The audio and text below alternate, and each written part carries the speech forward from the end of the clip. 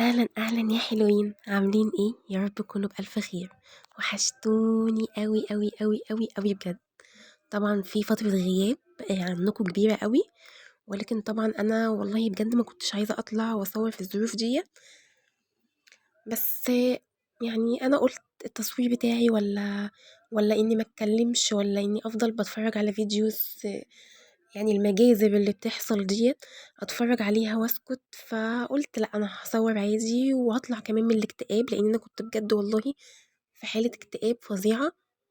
يعني خصوصا في الليل، بيجي الليل وافتح الفيديوهات يعني والحاجات بتاعت اخواتنا وكده. يعني بجد بجد نفسيتي بتتعب قوي قوي قوي، وبقعد اعيط زي اي حد اكيد. طبعا كلنا كده الفترة ديت. يا رب يا رب يرفع عننا البلاء ده. وبجد الحياة بجد بقت صعبة قوي، وفي كل حاجة بجد والله في كل حاجة الحياة بقت صعبة قوي. كفاية كمان المناظر اللي احنا بنشوفها كل يوم. انا قلت بقى لا، انا لازم اطلع من الدور اللي انا فيه دوت، ولازم يعني اعيش حياتي طبيعية جدا.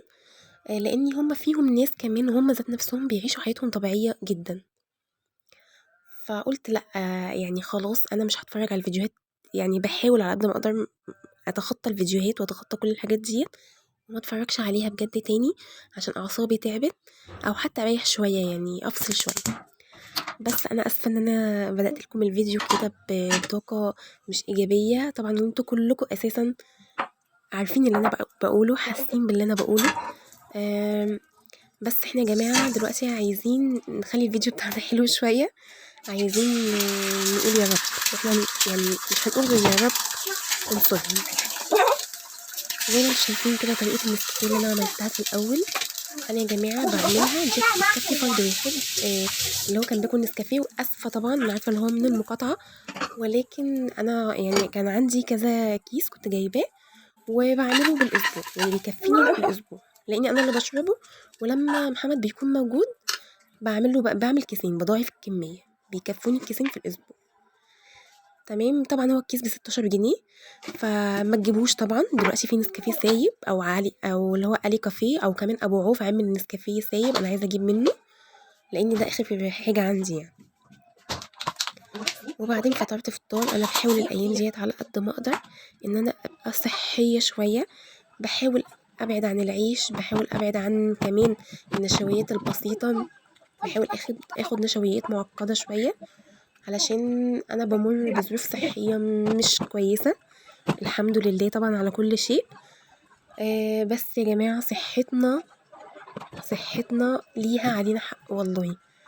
أنا بجد يعني أنا اتدمرت مرة واحدة. خلي بالكم من صحتكم.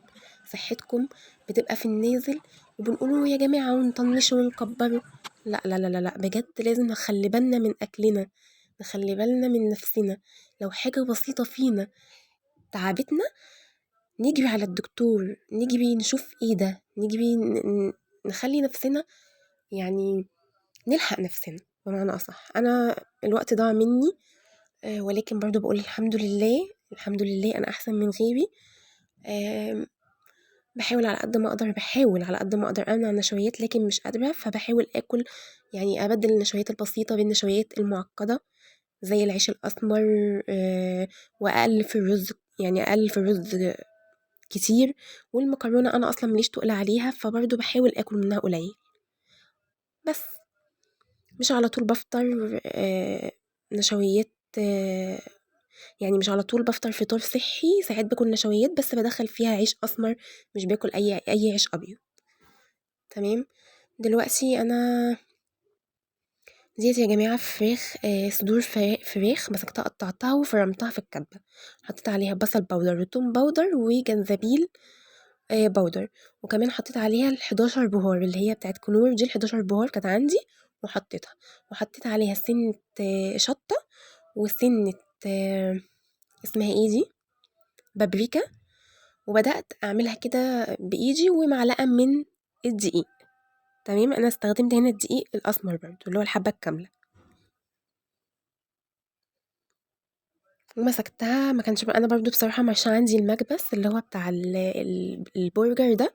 أنا كنت عايزة أعملها، حابة أعملها برجر، فبجد كان نفسي في البرجر، مش عارفة برجر الفراخ أول مرة أعمله أصلا، وكان نفسي رايحاله كده، فقلت ايه أعملها يعني في البيت صحية وأحسن ما أجيبها من بره.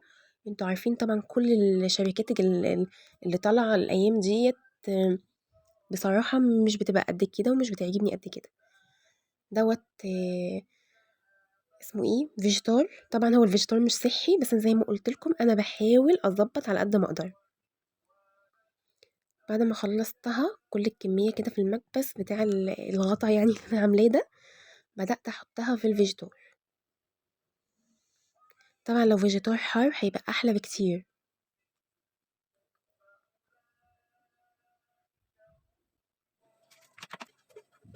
وبعد ما عملت كل الكميه حطيتها في الفريزر ساعه.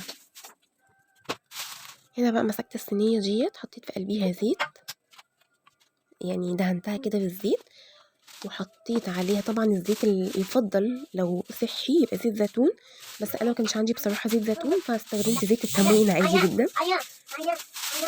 يعني انا طبعا مش بوقف حياتي على حاجه والله يعني، بس بحاول على قد ما اقدر زي ما قلت لكم ابقى صحي. هنا بقى يعني كل اللي استخدمته معلقتين زيت كبار.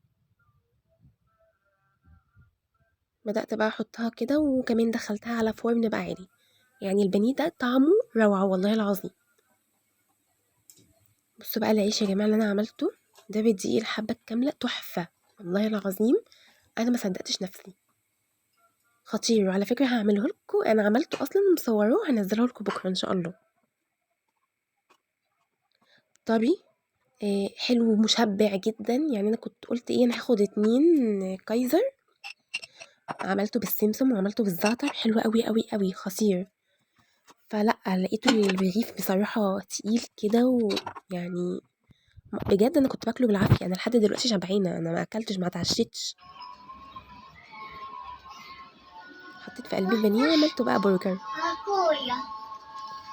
هنا بقى الوقت دوت الوقت المغربية كده، بعد ما نشرت الغسيل وحسيت اني خلاص الدنيا يعني بدأ ينشف، بس انا شلته بالليل متأخر شوية.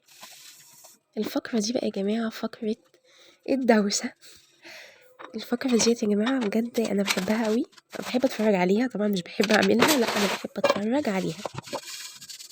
هي بجد حاجة ممتعة وانت بتتفرجي كده على حد بيغسل وبيعمل. انا طول النهار ممكن ابقى قاعدة بتفرج على الفيديوز ديت اللي هي الستات بتقعد تنظف البيت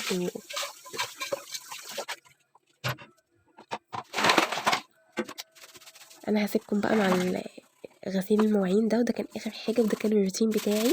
كان الروتين بصراحه النهارده كان اليوم متعب، لان انا ما عملتش كده بس انا عملت حاجات تانية كتير قوي، غير طبعا ابني ربنا يخليه لي يا رب. انا يعني اي واحده عندها طفل بجد بيكون الله في عونها، يكون الله في عونها بجد. عايزه اقول لكم دمتم سالمين، دمتم بالف خير. لو وصلتي معايا لحد هنا متنسيش تعملي شير مع صحابك للفيديو، وكمان تعملي لايك على الفيديو ده، وتكتبوا لي كومنت حلو تحت، وما تنسوش الشير. ولو مش عامله اشتراك اوعي تنسوا الاشتراك.